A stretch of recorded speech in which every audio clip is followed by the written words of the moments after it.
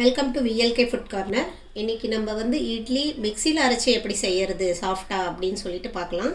அதுக்கு தேவையான பொருட்கள்: உளுந்து, குண்டு உளுந்து, இட்லி அரிசி, அவில், வெந்தயம்.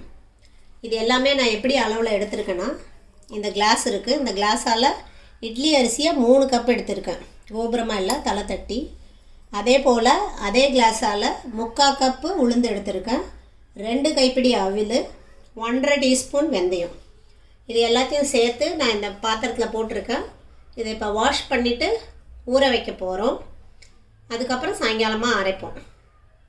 நான் இப்போ இதை ஒரு 4 தடவை வாஷ் பண்ணி வாட்டர் இவ்வளோ தூரம் ஹைட்டில் பிடிச்சி வச்சுருக்கேன். இது at least 2-2.5 hours, minimum 2 hours, maximum 3 hours வரைக்கும் ஊற வைக்கலாம். ஸோ இது நல்லா ஊறட்டும். அரைக்கிறப்ப திருப்பியும் பார்ப்போம்.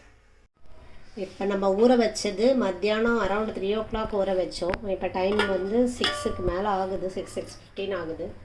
So it's more then 3 hours ஊற வச்சாச்சு. இப்போ இதை நம்ம மிக்சியில் போட்டு அரைக்கலாம்.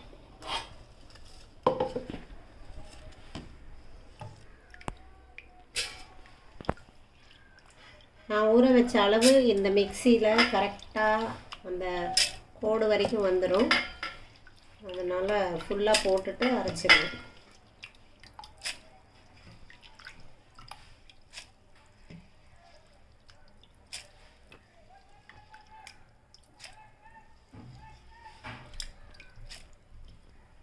இப்போ பாருங்கள், இந்த விளிம்பு வரைக்கும் வந்துடுச்சு. அண்டு தண்ணியும் வந்து நான் விட்ருக்கேன், அந்த தண்ணியே வந்து கொஞ்சம் விட்ருக்கேன். இதை அப்படியே அரைக்க போகிறோம், அவ்வளோதான். மாவு அரைச்சாச்சு, பார்க்கலாம். கொஞ்சம் நொரன்னு தான் இருக்கும் இட்லி மாவுக்கு, அப்படி தான் அரைச்சிருக்கேன். இதை அரைக்கிறதுக்கு எனக்கு ஒரு 10 to 12 minutes ஆச்சு. ஏன்னா மிக்சின்றதுனால நீங்கள் கொஞ்சம் நிறுத்தி அரைக்கணும், ரொம்ப சூடாகிடக்கூடாது, அதனால். ஸோ இதை நம்ம இந்த பாத்திரத்தில் விட்டுருவோம்.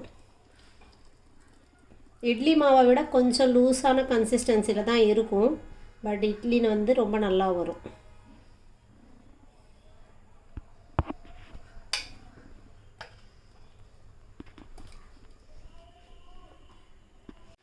இப்போ இதில் எடுத்துட்டேன், ஆனால் கொஞ்சமாக தண்ணி விட்டு கலந்துக்கிறேன். இதை அலம்பி அதில் விட்டுடுறேன்.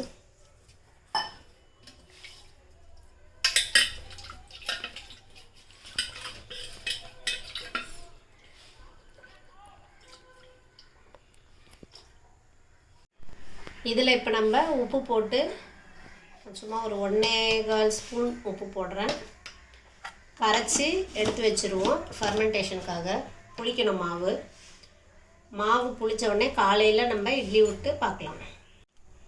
இது கை வச்சு தான் கலக்கணும், ஏன்னா அப்போ தான் வந்து ஃபர்மெண்டேஷன் ப்ராசஸ்ஸு நல்லா நடக்கும். ஸோ இப்படி கலந்துட்டு நல்லா கையை வச்சு நல்லா மிக்ஸ் ஆகிட்ட பிறகு மூடி போட்டு ஒரு நல்ல வெதுவெதுப்பான ஒரு இடத்துல வச்சுருங்க. அதில் காலையில் அது ஃபர்மெண்ட் ஆகிடும்.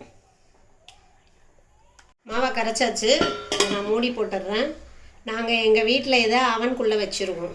ஏன்னா இப்போ மும்பையில் வந்து டெம்பரேச்சர் வந்து ஒரு நாள் ஜில்லுன்னு இருக்குது, ஒரு நாள் நார்மலாகவே இருக்குது. அதனால் இதை அவனுக்குள்ளே வச்சுட்டா கரெக்டாக புளிச்சிரும் அப்படின்னு.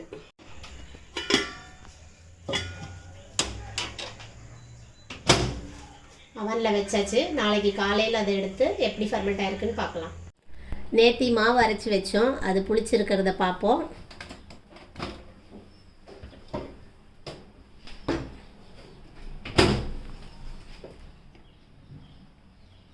நல்லா பொங்கி வந்திருக்கு. மேலே போட்ட பிளேட்டில் கூட மாவு இருக்குது. இதை வந்து கரண்டி போட்டு கலக்கிட்டு அப்புறமா நம்ம இட்லி விட போகிறோம். இதை இப்படி நல்லா கலந்துக்கணும். பொங்குனது பாருங்கள், இந்த இது நல்லா தெரியும் உங்களுக்கு, குமிழாக அந்த ஏர் பபிள்ஸு நல்லா பொங்கியிருக்கு மாவு. இதை இப்போ நம்ம இட்லி பிளேட்டில் விடலாம். இட்லி பிளேட்டில் எண்ணெய் விட்டு வச்சுருக்கேன். இதை வந்து பிளேட்டில் எல்லாத்துலேயும் தடவிட்டு இட்லி விட போகிறோம். பார்க்கலாம்.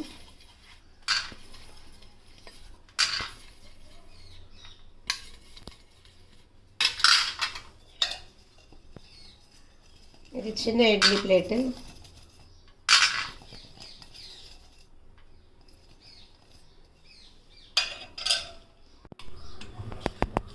இப்போ நான் பிளேட்டில் விட போகிறேன். அடியில் வைக்கிற பிளேட்டில் கொஞ்சம் கம்மியாக விடுவேன் நான்.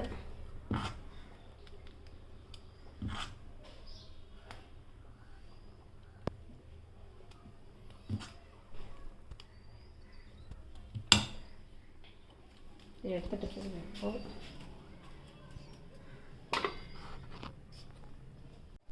இப்போ இந்த சின்ன பிளேட்டில் விடலாம்.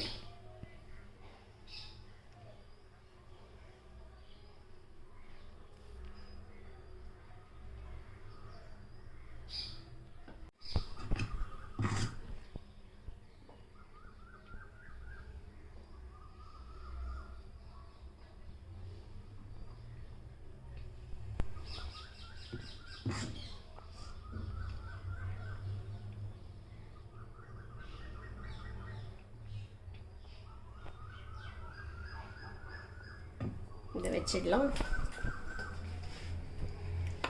நான் 6 பெரிய பிளேட்டு ஒரு சின்ன பிளேட்டு வச்சுருக்கேன்.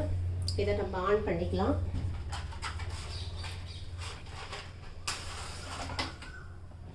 அடுப்பை ஆன் பண்ணிட்டேன். ஒரு 10லேருந்து 12 நிமிஷம் வரைக்கும் வச்சுட்டு எடுத்துடலாம். எடுத்த பிறகு காமிக்கிறேன். கேஸ்கட் போட்டிருக்கேன், மூடிட போகிறேன். ஒரு 12 நிமிஷம் கழிச்சு பார்க்கலாம். வாசனை வருதுன்னு பார்க்கலாம். எந்த வாசனை வருது? இட்லி வாசனை. அதனால் நான் இப்போ நிறுத்திடுறேன். நிறுத்திட்டு ஒரு 5 மினிட்ஸ் கழிச்சு தான் எடுக்க முடியும். நிறுத்தியாச்சு. 5 நிமிஷம் கழித்து இட்லி எடுத்து காமிக்கிறேன். இப்போ திறந்து பார்க்கலாம். 5 நிமிஷம் ஆயிடுச்சு.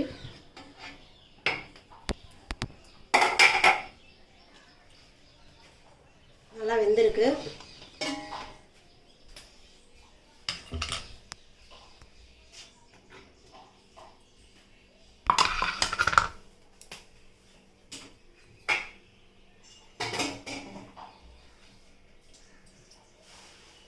இது மேலே லைட்டாக தண்ணியை தெளிச்சுட்டு எடுக்கணும்.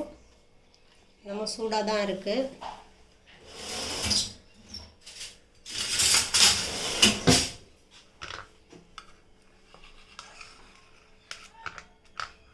பாருங்கள் எவ்வளோ சாஃப்டாக வந்திருக்கு இட்லி. எடுக்கக்குள்ளேயே உங்களுக்கு தெரியும்.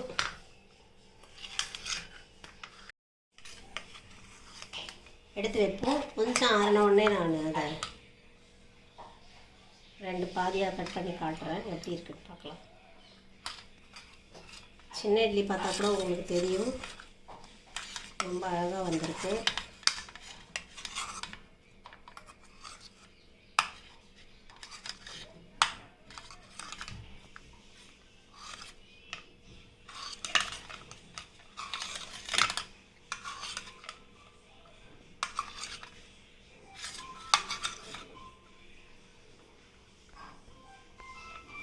இதை பார்க்கலாம்.